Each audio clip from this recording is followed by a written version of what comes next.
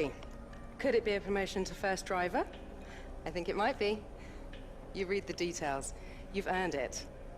And there we go. We get what we deserve. What is up, guys? JayFerGaming here. Welcome back to my F1 2016 career mode.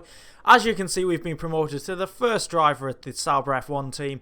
If you have missed any of the previous videos, do go check them out, especially the British Grand Prix. You will see that that promotion is so well deserved. It's a positive that we need to boost us in this season, and we're doing well with Sauber, I've got to say. It has been pretty enjoyable considering we are in completely the worst car overall, but it hasn't been too bad.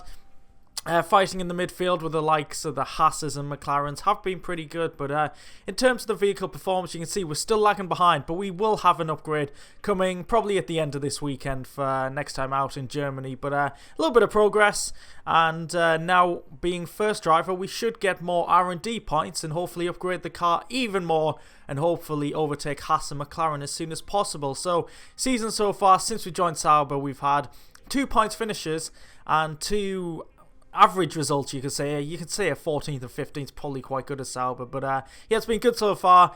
History at Hungary, we've had a victory here and we've had a DNF, so again a mixed bag. I think I'll say that for every race. We haven't had like consistently bad races or good races at one track. We've been absolutely all over the place. So let's go into qualifying. It's a completely dry qualifying session, so you know what that means. Aiming for P21 and beating our teammates. So currently we're on our final run here. Our first lap put us in 21st position, of course, just ahead of Ericsson, and now we're going even faster by nearly 6/10. I've been very happy with this lap. The car feels just stuck down to the track, great downforce, and a slower circuit, which probably suits our car better. Come to the line, 6/10 quicker, and it's P18, less than 2 seconds off pole position, or first place in Q1, but we ended up in 18th place, and that is a very positive result. We beat Gutierrez. We actually beat 2 Williams.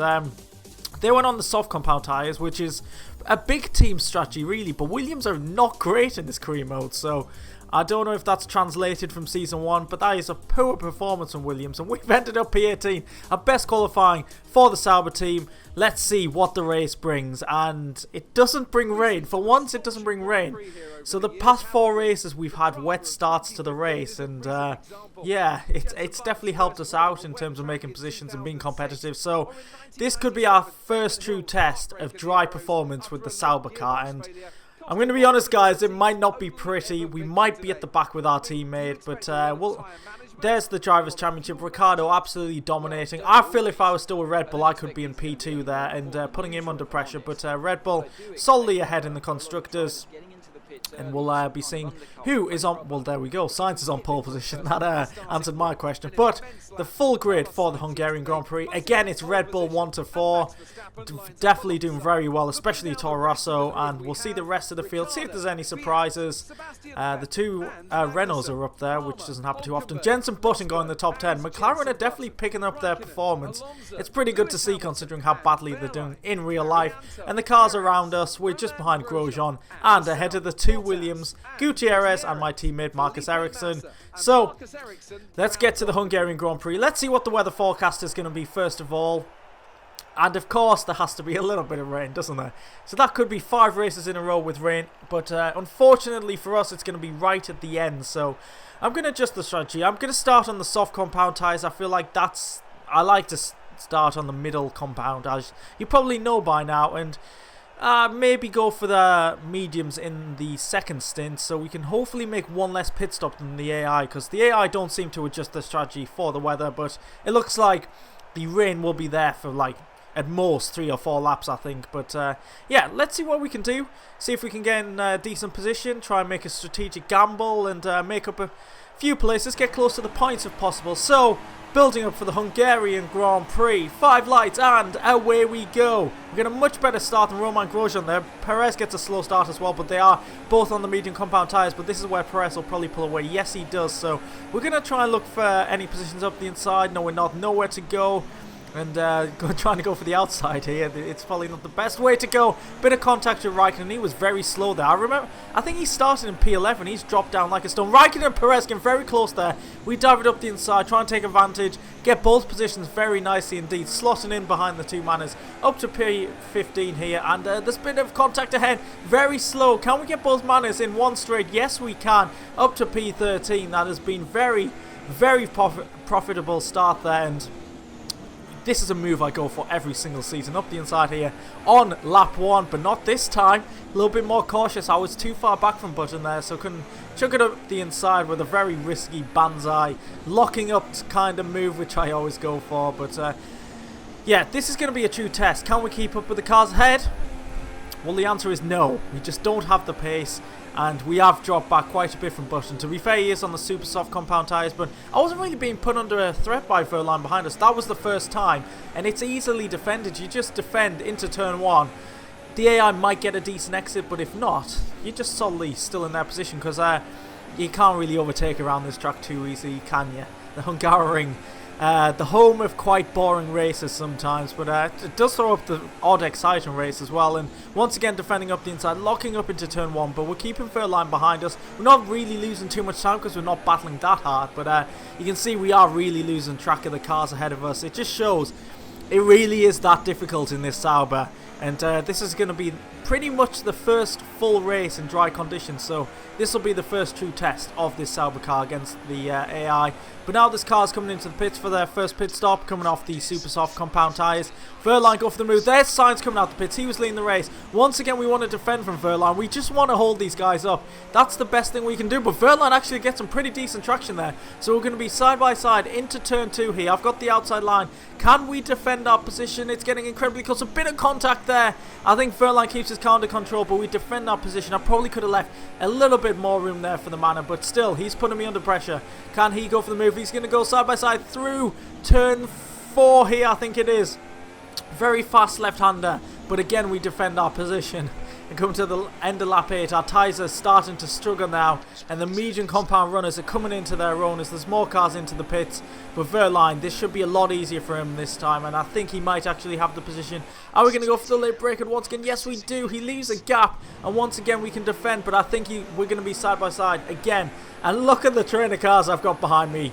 It's absolutely incredible. But this move, I got this from Daniel Ricciardo in 2014 when he won the Grand Prix in the closing laps, and it's just a brilliant move he pulled off, and that's what I went for there. That's where I got that move from. And there's been contact behind us. I saw a broken front wing. There was shards of end plates going all over the shop, and it was actually the two manners coming together, as this manner here does not react to a very slow teammate, just goes right into the back. And yeah, easy move for Raikkonen, and Raikkonen got ahead of both manners pretty easily, and this just shows how slow the manners have been, because Raikkonen just makes it the move up the inside, simple, easy, gets it done. And Carlos Sainz behind us, the effective race leader. He was absolutely miles ahead of the rest of the pack, and he doesn't want to be stuck behind me for too long, because I'm not coming into the pits for probably a couple of laps now. But at the end of the lap, we're going to get DRS. We're probably not going to get too close to Raikkonen, and now I was going to try and defend from Sainz, but I didn't want to really interfere in his race too much. There's no point really. We're definitely not racing right at the front against the Toro Rosso, so I take a wide line here, pretty much let him through, and he gets the move done, though I get much better traction than him. But as we progress through the gears, he has the momentum, gets himself up to P4, but we're running in top 5. It does feel good. Most cars are pit, but just look at the mini-map. The train is huge. It really is. I was starting to struggle now, so I decided, yeah, I don't really want to get overtaken over and over again like I did. I think it was a couple of seasons ago. I just had no straight line speed, and I just kept getting overtaken into turn 1. It was very frustrating and demoralizing, so I thought, I'm going to come into the pits now, put on the medium compound tyres. Maybe that can take us to the rain period. I'm not sure if it can. I think these tyres can go around 15-16 laps. Once again, we get held up by a Haas in the pits. That's getting frustrating. That's happened about 3 times now, but we come out in P19. It doesn't look that great at the moment, but I'm sure we can pull it back. We're still ahead of Gutierrez, who is going to be one of our rivals in this race. Obviously, our teammate as well, and we're quite far ahead of him. But Gutierrez is on the soft compound tyres, so inevitably he was going to catch up, and he might go for a move. He does, and he just rams into the back of me. And I can see shards once again flying down into turn 1. I don't know what the Haas driver is doing there. We'll see a replay. I didn't think I moved that late. As you'll see here, we move to the right. Yeah, he just follows me, goes into the back of me, and still outbrakes me into turn 1. So I'll slow it down just to prove my point. So we move to the right. So much time to react here. Gutierrez should go left. I don't know if he was trying to go for a feint move up the inside, but it was never going to work, and he just plows into the back of me. Luckily, we weren't further in the braking zone, because that's happened a few times this season, and last season as well with my teammate. He used to like to do that to me, but Haryanto, in a much quicker car, I mean, his straight line speed's incredible. He easily makes it up the inside well before turn 1, so I'm just going to try and stick with the cars that overtake me if possible, and fend off the cars we're actually racing. Maybe we are racing Haryanto. Maybe we'll see him later on in the race. But more cars into the pits. It's Felipe Massa and Roman Grosjean. Massa is really struggling, I've got to say. But we're still ahead of Grosjean. So ahead of both Hasses, which is a key thing for our race. We want to get a respectable position. I mean, if every car finishes, I think a P15, P16 is pretty respectable. And as long as we beat our teammate as well. More cars coming out the pits. It's my former teammate Nico Hulkenberg. We're going to beat him into turn 1. Or are we? Yes, we leave a little bit of room on the inside just in case. That's us up to P14, but he's on fresh soft compound tyres against our worn mediums. So if he gets close to me, which he probably should, it could be a very easy overtake for the Force India driver, and it really didn't take long for him. Coming into the final sector, this is a bit of an opportunity for the AI to get a shot at me. I didn't get a great run there. Obviously the back end stepping out a little bit, and we try and fight back side by side, getting very close to my old teammate, but no. He gets the move done. We're not going to do anything around the outside. We've got Danny Kvyat just behind us, putting us under pressure. And I tried to take a little bit of a wider line but to go for a better exit. But no, Danny Kvyat was having none of it. He absolutely chucked it up my inside. And I lost so much momentum. I'm so far behind Kvyat now that Magnussen's going for the move as well. So we lose 3 positions in pretty much 2 corners. That's how brutal this AI is against us at the moment, unfortunately. Down to P17, and now Grosjean's putting us under pressure. But at this point, I was getting told that rain is coming in about 15 minutes. But I think it was more like 11 minutes or so. So I thought the rain's probably going to come around lap 30 to 33, so we'll go for a set of the soft compound tyres. That can take us around 10-11 laps, and hopefully that will take us to the rain period. And hopefully, if there's anyone 3-stopping, which I think there is because there's cars on super softs once again, we can hopefully make one less pit stop than them and jump them. So yeah, just trying different strategies. That's realistically what we've got to do. I see Gutierrez is going on the super softs, which means he would have to go onto the super softs again, which is a very strange strategy. I don't get the 3-stop around here, but hey, if they want to go for it, I don't know. I'm not going to complain. But yeah, you can see the clouds rolling in. It's getting very dark in the moment, and it looks like it's going to rain once again. So we're going to get 5 wet races in a row. Oh, a little bit of rain involved. So yeah, that's a pretty incredible streak. You don't see that often, I've got to say. But Haryanto once again overtakes us on his super soft tyres, but maybe he's got to pay once again before the rain hits. But I think we've got an incident ahead. There's a yellow flag, and I just randomly saw a Renault move to the left onto the inside, park it, but he's still in the race, Magnussen. He's having an absolute shock of a race. I didn't get the full replay, unfortunately, but I think the Toro Rosso forced him onto the curb, and he span out. So he is another car behind us, so that would be pretty good if we could beat him. A few more cars coming into the pits for dry tyres. I think that was Grosjean and Massa once again, so we've got a solid gap to them. So yeah, it looks like we have a solid shot of finishing around P16, which wouldn't be too bad. And a bit of a curveball now. Sebastian Vettel is out the race. The safety car has been deployed. Here is the replay. I think he was around P4, P5, and his engine is going. Surprisingly, it's not a Mercedes. I mean, they've blown up loads this season. And yeah, I considered coming in for the Inters. Is it a little bit too early? That is the question. It is starting to drizzle, and you can see we struggle very much to get around the corner, though. Behind the safety car, we're not really going to burn out the Inters that much, so I'm going to take a bit of a gamble. We're up to P14 now. I'm going to go on to the intermediates now. It's obviously not wet enough for them, but I don't know, maybe the AI might struggle behind the safety car. Maybe we can make something work. It's one of these strategic gambles that we need to take. 50% of the time it doesn't pay off, but let's see what happens, and if we can, I don't know, maybe force our way to the points. You never know what can happen in F1, especially when it rains. So it's definitely not intermediate conditions. There's only a few drops, if anything. And the track was getting a little bit slippy before I made that pit stop, but lap 32 behind the safety car. You can see on the minimap a lot of cars coming into the pits. It's definitely time for inters. We've lost about 6-7% in terms of tyre wear, but it's not too bad because there isn't that long left in the race. So the main thing is, can we make up any positions? We got ourselves up to P15, but unfortunately, the pace of the safety car was far too quick. We just couldn't catch up, and now it's green flag racing and we're quite far behind quite a few cars, but some of the AI have not pit for inters yet.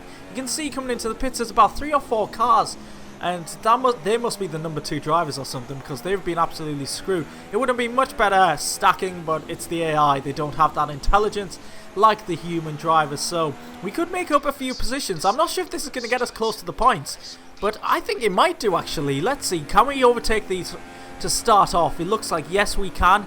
Hulkenberg, Hamilton, we're up to P11. Haryanto, come back to us. Do we have the pace in the final 2 laps for one to keep Hamilton behind us or to catch up to Haryanto? We are 1 position away from a point in Hungary, and it's been a mostly dry race.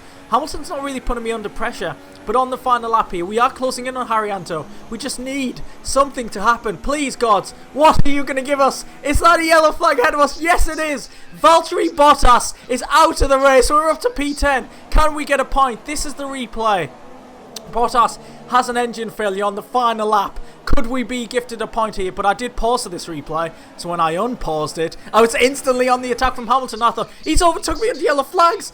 Charlie, sort him out, give him the penalty, but actually I'd overtaken under yellow flags. He'd actually overtaken me just before the yellow flag zone by like a few meters. I've noticed after the race, but during the race I thought, surely he's got a penalty for that, and now we've lost the position. Have we lost the point that we've been gifted from Valtteri Bottas? I just wanted to get as close as possible.